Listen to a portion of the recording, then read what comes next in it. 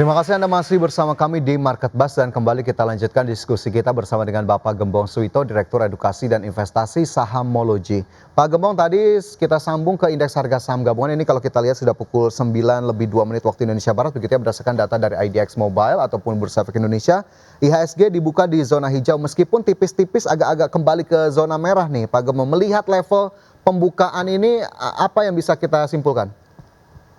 Ya, kalau kita bicara pergerakan IHSG hari ini, maka kita akan mix. Ya, investor asing akan polanya sama, capital outflow. Big Bang akan capital outflow. Itu yang menjadi pemberat IHSG. Jadi, ya, tinggal apakah hari ini ya saham-saham konglomerasi itu akan menjadi pemberat. Kalau dia tidak, maka akan stabil. Mungkin pergerakan akan tipis, range tipis, 8.500 sampai 8.450 gitu kan. Kira-kira di situ area support kuatnya untuk hari ini. Namun kecenderungan kalau ya momentum dari saham-saham konglomerasi tetap terjaga, karena itu persentasenya 20% lebih kontribusi dari sisi IHSG saat ini. Jadi itu akan bergerak mencari ya level tertinggi baru di level 8.600, cuman hari ini akan mix, kecenderungan range-nya tipis. Oke, range-nya tipis, mix sesuai dengan posisi pembukaan yang memang masih bolak-balik, penguatannya juga tadi tidak terlalu besar begitu ya, masih belum terlalu jauh dari level penutupan kemarin. Nah, kalau kita gali kembali data perdagangan kemarin, Pak Gembong, ini dari 10 saham terbanyak dalam net foreign buy, ternyata juga asing kembali melakukan pembelian di tengah koreksi. Ada lagi-lagi saham konglomerasi seperti Cuan, kemudian juga ada BRPT, PTRO, CDIA, kemudian juga dari grup lainnya ada Ratu yang juga masuk dalam 10 besar saham terbanyak dalam net foreign buy. Nah, kalau kita gali sedikit ke sisi kalau kita bilang grup Prayogo Pangestu sepertinya masih menjadi buruan, dan kalau saya tidak salah, saya menerima data tadi dari Pak Gembong juga saham pilihannya salah satunya ada dari grup Prayogo Pangestu. Nah, ini kenapa kemudian masih menarik sih Pak Gembong? Yes, karena sifatnya dari sisi momentum. Terus yang kedua dari sisi laporan keuangan juga ya mulai ada ya kemarin euforianya atau momentum uangnya di situ. Ya, kalau kita bicara investor retail ya dan momentum dari sisi pergerakan harga dan ya peran dari misalnya penggerak marketnya ya mereka adanya di sana, sehingga salah satu yang kita rekomendasi pada saat sekarang hari ini adalah di saham TPIA, salah satunya seperti itu. Oke, salah satunya saham TPA, nanti kita gali di sesi saham pilihan begitu. Tapi sebelumnya kita cermati terlebih dahulu bagaimana kemudian posisi dari indeks harga saham gabungan terkini setelah dibuka menguat pemirsa, di mana kita lihat ini di 8.540 melemah 0,06%. Kemudian jika kita lihat dari sisi nilai transaksinya 1,16 triliun rupiah. Nilai ataupun 254 saham ini mencatatkan penguatan, 206 melemah dan 496 saham lainnya bergerak stagnan. Dan jika kita gali lebih lanjut, pergerakan saham-saham big caps hari ini begitu ya terpantau ini masih didominasi saham-saham yang sepertinya agak melemah ataupun melanjutkan koreksi pada perdagangan kemarin sehingga IHSG masih belum bisa bergerak terlalu jauh. Mungkin saya langsung ke saham-saham pilihan hari ini ya. Pak Gembong, ada Antam di sana, TPIA, Arto dan juga BBCA. Mungkin kita ke saham pertama, ada Antam di sana. Ini masuk dalam rekomendasi buy di hari ini. Nah, apa yang kemudian bisa kita lihat dari Antam, Pak Gembong? Oke, terima kasih. Ada 4 saham yang kita rekomendasi, 3 itu berdasarkan momentum untuk dari sisi positif, katalis positif, dan 1 itu dari sisi buy on weakness. Kita mulai dari sisi Antam.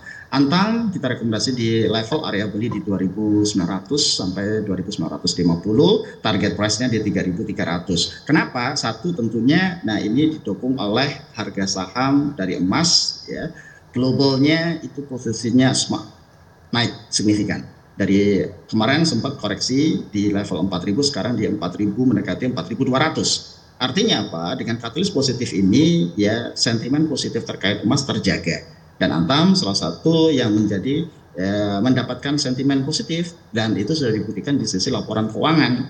Gitu kan, laporan keuangannya terkait dengan ya baik Q on Q ataupun year on year itu mengalami kenaikan yang cukup signifikan, baik dari sisi revenue maupun dari sisi terutama di profitabilitas. Jadi teknikalnya masuk, momentumnya masuk, fundamentalnya juga oke. Maka kita rekomendasi situ, tapi tetap biasanya kita pasang untuk cut loss-nya di level di bawah 2.900 untuk range trading, kira-kira gitu. Tapi untuk swing trade targetnya masih oke di 3.300 untuk Antam. Oke, target 3.300 untuk Antam. Antam hari ini pemirsa di awal pembukaan perdagangan bergerak di level 3.010. Tadi momentumnya juga ternyata masih cukup mendukung. Senada juga dengan kinerja fundamental maupun dari sisi teknikal. Tapi kalau memang momentumnya tidak kurang mendukung, harga emas yang mungkin tidak kembali mengalami kenaikan ataupun sentimen-sentimennya sudah cukup mereda, sudah cukup aman lah dalam tanda kutip, Antam masih tetap bisa dijadikan pilihan atau enggak Pak Gembong? Atau nanti harus dievaluasi kembali? Oke, kalau kita bicara terkait dengan momentum, ini kan masuk ke Desember. Desember biasanya secara data, Hmm, secara pergerakan harga itu akan sisi positif. Kira-kira gitu. Terus yang oke, kedua, sentimen utama dari sisi pergerakan harga global itu ya mengalami technical rebound setelah ya all time high di 4.300, hmm, ya tentunya turun ke 3.000, 4.000. Nah, sekarang balik lagi di 4.000 mendekati 4.200. Jadi ini momentumnya terjaga. Kapan oke, dievaluasi? Ya tentunya ya setelah biasanya Februari, ya setelah Februari, oke. karena ketika bicara Desember, Januari, Februari kan ada Xinjia dan lainnya ya. Konsumen terbesar dari sisi emas itu adalah dari sisi India dan Cina. Jadi katalis positif masih ada. Oke, Cuman memang dalam proses kenaikan di situ tentunya ada penurunan yang sifatnya koreksi wajar. oke, Dalam hari ini kira-kira itu masih sentimen positif dengan target di 3.300 untuk minggu ini. oke. Itu untuk Antam begitu ya, evaluasi mungkin nanti bisa dilakukan setelah full year kinerja juga sudah dirilis, melihat juga bagaimana kemudian perkembangan kondisi di waktu ke depannya. Tapi Antam hari ini masih masuk dalam rekomendasi dari Pak Gembong dengan level ataupun target tertingginya di 3.300 ataupun target terdekat dari level saat ini. Baik, kita ke saham pilihan berikutnya dari Antam. Nah, ini yang tadi juga sudah sempat disinggung, ada TPIA di sana, rekomendasinya juga baik nih Pak Gembong. Apa yang kemudian menjadi pertimbangan TPIA hari ini masih masuk dalam rekomendasi? Oke, kalau kita bicara TPIA, maka ya dari sisi aspek kinerja, terus kesuksesannya di grup, ya kan kemarin di sisi JDIA dan lainnya itu mengalami ya kesuksesan untuk baik IPO dari sisi transaksi dan kepercayaan dari sisi masyarakat. Nah, didukung dengan ada laporan keuangan yang cukup oke. Jadi dari situ ya lebih sentimen ke konglomerasinya karena Hmm. begitu posisi grupnya bergerak itu relatif akan sama semuanya rata-rata akan bergerak positif kira-kira gitu grup dari sisi Pak PP. Jadi kita melihat dari sisi TPIA masih ada ruang karena level tertinggi di atas 10.000 masih belum tercapai dan sekarang di 7.400 ini menarik gitu kan dengan adanya ya, posisi saat ini berdasarkan momentum dan sisi teknikal maka target realistisnya di level 8.000 mungkin akan tercapai. Target realistis 8.000 masih bisa tercapai. TPIA hari ini bergerak di level 7.350 dan jika kita lihat memang pergerakan di pertengahan tahun justru TPIA melonjaknya cukup tinggi. Nah, itu yang mungkin masih bisa dikejar begitu ya Pak Gembong ya? Betul. Oke, baik itu untuk TPIA, salah satu saham konglomerasi yang terafiliasi dari grup Prayogo Pangestu yang juga masuk dalam rekomendasi di hari ini. Dari TPIA kita bergeser ke saham pilihan berikutnya ada Arto di sana. Nah, ini kemudian cukup menarik Pak Gembong. Kenapa kemudian akhirnya ada saham perbankan tapi secara sektoral ini juga teknologi masuk dalam rekomendasi. Apakah memang Arto masih bisa lari lebih jauh lagi dari level saat ini? Oke, kalau kita bicara perbaikan laporan keuangan kita bisa lihat bahwa itu ada kenaikan yang cukup signifikan. Jadi bisnis model dari sisi bank digital itu sudah mulai mengalami menciptakan laba, untung, dan untungnya terus mengalami kenaikan signifikan, baik dari sisi revenue-nya maupun dari sisi profitability-nya. Nah, terus dari sisi ARKO, dari sisi saat ini di level 2030, yaitu menarik. Ya, kenapa? Karena nanti dengan katalis positifnya laporan keuangan full year sudah pasti ya, secara kenaikan dari laporan keuangannya, pendapatan maupun profitnya ini akan menjadi dorong. Yang kedua di level ya support kuatnya di level 1.800 itu nggak tertembus. Saat ini masih di 8.000. Jadi momentumnya setelah ya tidak kuat dari sisi support maka dia akan target level terendah ya terpendeknya adalah 2.300 sampai 2.400 di sisi ARKO. Karena sentimen di situ. Nah, kayak minggu ini kan yang paling kuat ya di bank digital sendiri adalah ARKO dan BBYP. Kita sampaikan kalau dari sisi pergerakan ARKO yaitu masih sentimen positif.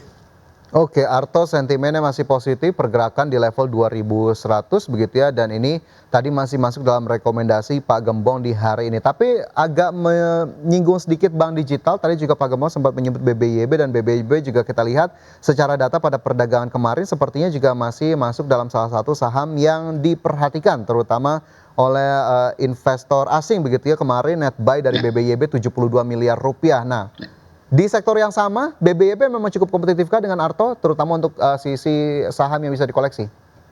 Ya, kedua-duanya positif. Artinya dengan momentum bank digital, transformasi bisnisnya, terus dia bisa melihat melaporkan dari sisi laporan keuangan juga cukup bagus gitu kan. Jadi itu kedua di bisnis bank digital itu mulai turnaround atau rebound dari sisi pergerakan harga yang kemarin ya tahun-tahun kemarin kan itu jadi momentumnya, terus koreksi sehat, koreksi dalam ya, dan sekarang sudah mulai ya, rebound ya, didukung oleh laporan keuangan dan sisa fundamental.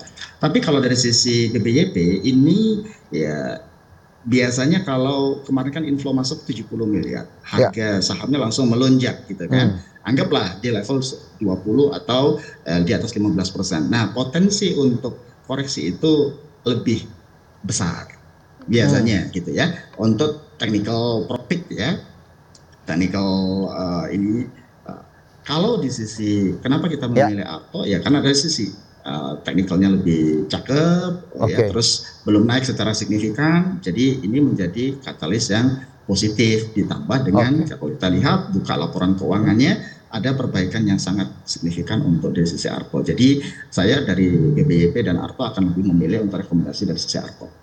Oke, baik. Tadi ada Arto, meskipun tadi saya sempat tanyakan juga soal BBYB begitu ya, tapi memang tadi yang masuk dalam rekomendasi hari ini adalah Arto. Satu saham lainnya yang juga masuk rekomendasi ada BBCA di sana. Nah, ini kalau BBCA saham-saham berkapitalisasi besar, perbankan big caps begitu ya, kita lihat juga tentu ini menjadi salah satu penggerak dari indeks harga saham gabungan, tapi sepertinya di pembukaan perdagangan hari ini agak slow nih Pak Gembong di 8.325.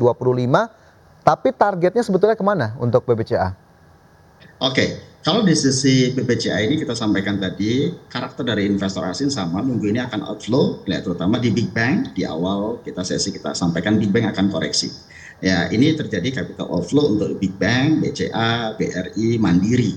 Nah, kalau dari sisi BCA sendiri, nah kita sampaikan buy on weakness di level 8.250 sampai 8.275. Hari ini akan koreksi, makanya kita tunggu buy on weakness-nya. Nah, target secara realistis ya bicara kinerja laporan keuangan, salah satu-satunya di Big Bang yang memberikan pertumbuhan di atas 10% hanya BCA, yang lainnya single digit. Artinya apa? Secara fundamental yaitu masih on track ya di atas pertumbuhan di 10%. Yang kedua tentunya nah ini kalau nggak salah dari sisi Ya. informasinya ada dividen interim yang akan nanti dibagikan ya, terus waktunya di bulan Desember Januari itu ya terkait dengan laporan keuangan juga nanti akan menjadi sentimen positif. Jadi banyak faktor yang mendukung. Kalau secara valuasi harga wajar BCA rata-rata di 9.400 sampai 9.500 secara wajarnya, konsensusnya. Jadi dengan harga sekarang upside-nya di atas 10% itu lebih menarik. Nah, ini yang menjadi momentum kita untuk yang BCA. Kita sampaikan buy on weakness, mulai dicicil.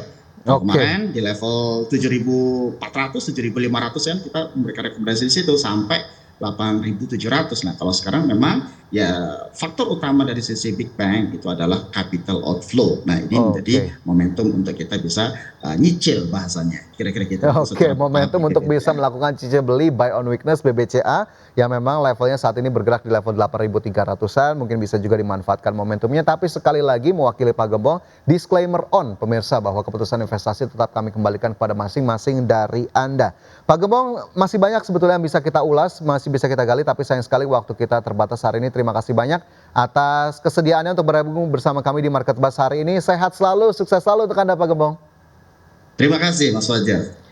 Dan pemirsa, sebelum kita jeda sejenak, kami akan mengajak Anda untuk melihat posisi bursa Asia terkini di mana terpantau indeks Nikkei 225 terkoreksi 0,18% ke level 50.077, Straits Times Index Singapura menguat 0,5% ke 4.532, Kospi Korea melemah 0,96% ke 3.948 dan Hang Seng Hong Kong menguat 0,02%.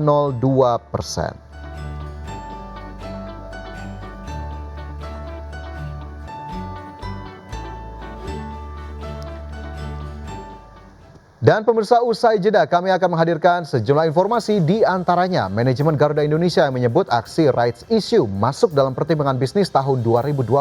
Kami akan hadirkan informasinya sesaat lagi.